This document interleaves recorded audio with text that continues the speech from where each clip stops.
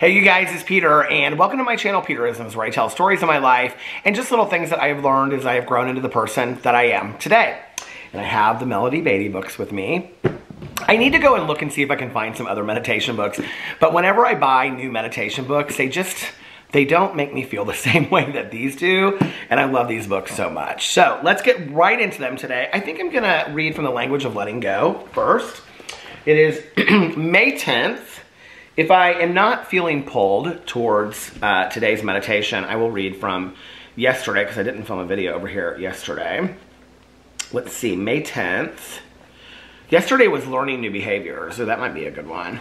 And then today's is enjoying the good days. Let's just read both of those, and then we'll just read from this book today. Learning new behaviors. And sometimes we'll take a few steps backwards. That's okay too. Or actually, sometimes we'll take a few steps backward. That's okay too. Sometimes it's necessary. Sometimes it's part of going forward. Codependent no more. Life is a gentle teacher. She wants to help us learn. The lessons she wants to teach us are the ones we need to learn. Some say they are the lessons we chose to learn before we were born. Others say they are the lessons that were chosen for us. It's frustrating to be in the midst of learning. It is like sitting in algebra class listening to a teacher explain a subject beyond our comprehension. We do not understand, but the teacher takes the understanding for granted. It may feel like someone is torturing us with messages that we shall never understand. We strain and strain. We become angry, frustrated, confused. Finally, in despair, we turn away, deciding that the formula will never be available to our mind. Later, while taking a quiet walk, we break through. Quietly, the gift of understanding has reached that deepest place in us. We understand, we have learned. The next day in class, it's hard for us to imagine not knowing. It is hard to remember the frustration and confusion of those who have not yet caught on. It seems so easy now. It seems so easy now. Life is a gentle teacher. She will keep repeating the lesson until we learn. It is okay to become frustrated, confused, angry. Sometimes it is okay to despair. Then, it is okay to walk away and allow the breakthrough to come. It shall. Help me remember that frustration and confusion usually precede growth. If my situation is challenging me, it is because I am learning something new, rising to a higher level of understanding. Help me be grateful, even in my frustration, that life is an exciting progression of lessons. And I love this meditation. And if you know, if you've watched this channel for any amount of time, you know that I feel like life is like being in school, and that we are taught certain lessons, and that this is just what I believe. And once you've learned that lesson, you move on to another lesson, to another grade, but you never really graduate, you know? And I love where it says here, life is a gentle teacher. Well, I love that phrase anyway. She will keep repeating the lesson until we learn. And, you know, I've talked a lot on here about Dr. Cherie Scott's book, If Life Were a Game, These Are the Rules. And in the book, she says in there, I think it's the second rule. The first rule is, in life you are given a body. Accept it or change it, but it's your body for life. And the second rule is that in life you will be presented lessons. And lessons are repeated until they are learned. And I am such a believer in that, you know? Have you ever gone through something where it's like maybe like removing toxic people from your life or setting boundaries and limits, you know? And you go through it and go through it and go through it, and you think that you really understand it, and you think that you really understand, like, next time I'm not going to go through this. Next time I'm not going to allow this to happen. And then you almost find yourself in the exact same situation, and you're like, I can't believe this. Like, I've gone through this before with 6 other people in the past, you know? Like, what am I doing? Like, why am I going through this again? Well, I think that it's because lessons are repeated until they are learned. And then the next time that person comes along, that it's like, you know, red flags, toxicity, whatever, you know? It's like, okay, I'm done. I'm not going through this anymore. Like, we're done, you know? And I think that it's important to remember the lessons. I'm taking off my shoes to get comfortable. I think it's important to, I used to have this therapist that I went to, and she would always like kick off her shoes. It made me and it made me feel like so at home. So anyway, I'm kicking off my shoes so that I can get a little bit more relaxed today. But anyway, you know, I love the idea of we get to choose when we learn the lesson, you know? And so I remember seeing this Oprah years and years and years ago, and she was talking about how, like, there was this guy that she was dating. It was before Stedman. It was like when she was in her 30s, and she was afraid to like he would say he was going to call, right? And she was afraid to like take a bath or like take the garbage out because she might miss his call, right? She didn't realize like how like toxic that was to her life. And, you know, and she talked about when you know better, you do better kind of thing. And that as you grow, you're like, I'm not going to allow somebody to treat me like that anymore, you know? And I am a believer that we teach people how to treat us. I really do believe that. And so I think that lessons are repeated until they are learned, like it says in the book, and like Oprah even says that, and Dr. Sheree Scott says that, and if enough people say something, I start to believe it, you know? I also remember I can't remember who the actress is. I think she's from, not Family Ties, but I can't remember what the show was called. But anyway, she had been like arrested drinking and driving, and her kids were in the car, and it was this big news show, and Oprah had her on her show, and she said, but that couldn't have been like, and she was getting sober, and she said, but that couldn't have been the first time that you thought maybe I have a drinking problem. And she was like, oh, no, there have been like so many times before, you know? And I remember watching this, and I was like, oh my God, this is me, you know? And she said, and Oprah talked about like, you know, lessons first are presented to us as like a whisper. And then they're presented to us as like, you know, a feather, you know, across your face. And then it's like a wall, and then a brick wall, and then a mountain, you know, before it's just like falls on you. And then it's like, okay, I get it, right? Like sometimes it takes us many lessons in it, and the lessons getting harder and harder before we actually learn something. Wouldn't it be fantastic if we learn those lessons quicker?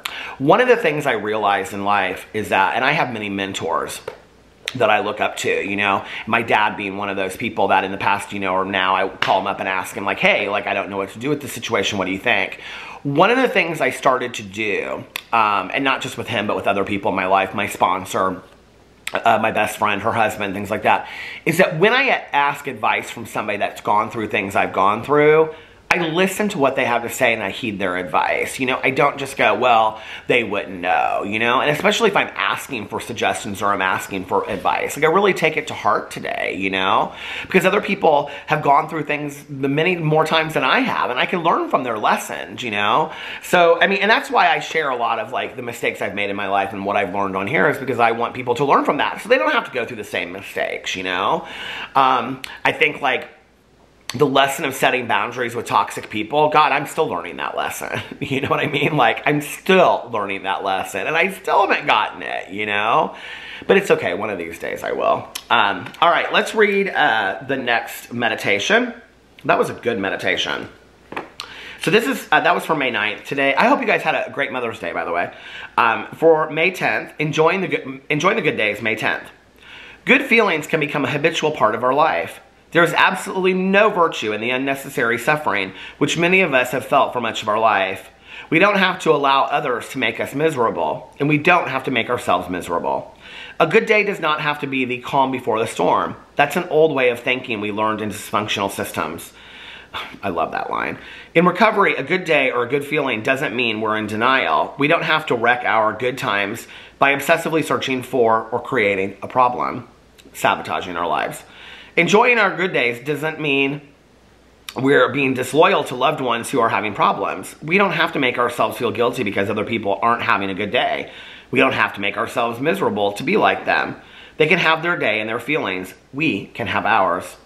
A good feeling is to be enjoyed more than we can imagine. Good days are ours good days are ours. A good feeling is to be enjoyed more than we can good feeling is to be enjoyed more than we can imagine. Good days are ours for the asking. Today I will let myself enjoy what is good. I don't have to wreck my day. I don't have to wreck my good day or good feeling. I don't have to let others spoil it either. What a good meditation, you know? And I think, well, often when I say things, there's like one person out there who's like, oh my God, I totally related to what you said, or I really needed to hear that today, you know? But I love this line in here where it says, a good day does not have to be the calm before the storm. That's an old way of thinking we learned in dysfunctional systems. So, you know, if you grew up in chaos, I grew up in chaos. If you grew up in chaos, or if you've had that kind of thinking all your life, right? That it's really about, there are very few good days in there, if that makes sense. Then when a good day comes along, you're like, uh-oh, what's going to happen now? Like, I had a good day, so that means it's going to be, you know, horrific things are going to follow. No, not necessarily. You know, I've learned that a lot of good days follow each other in a row. You know, maybe every day is good. Maybe start looking at life as every day is amazing. I'm grateful for every day that I get up. And sure, stuff is going to happen throughout the day, but it's how I respond to that today. Do I respond to it? I don't have to respond to it, you know? What do I do with that? You know, do I allow it to ruin and spoil my day? Do I allow other people's negativity to affect me? Those are all choices that I have today. You know, I don't have to. I can let somebody spin and be negative, and I can just be like, hey, you're over there, I'm over here, you know? Let me enjoy my good day, you know?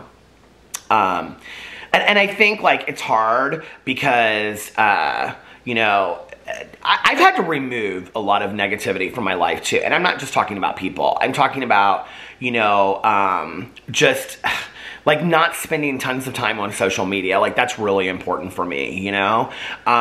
Especially, like, I hardly ever get on Facebook anymore, you know, because it's just always people's opinions and this and that and whatever. And, like, my best friend loves the Facebook, but she loves it for, like, the check-ins and the grandkids' pictures and all that kind of stuff, you know.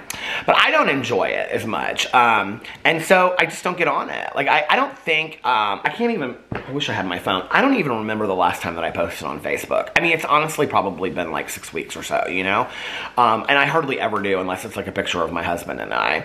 So, there's just a lot of that I just don't engage in anymore. I choose not to engage in it anymore, you know, and I don't have to.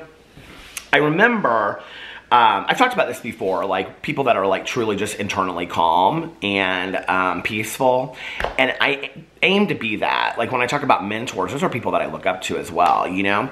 And there's this woman that used to come to meetings. Changed up all my meetings, but she used to come to this meeting that I used to go to regularly, and it was like a noon meeting. And she would just kind of come in at the last minute. She always had a smile on her face, and she would just, like, share what her experience, strength, and hope. And then when the meeting was over, you know, and I'd always be like, hey, how are you? And she'd say, oh, I'm fine, I'm great. She'd say, I have to go, you know, do this or do that or whatever. And she always just was so positive, you know. She didn't let all of the drama of the day, like, you know, take her away. And I realized, you know, like, I do that. Like, I don't today, but I did at the time. I realized that I allowed myself to get caught up in all of this stuff that just didn't matter. You know, at the end of the day, it just doesn't matter. So, you know, it is what it is, and I choose to not engage in all that today. So you have the choice as well, you know. But, yeah, good meditations today. Really, really good meditations today. So,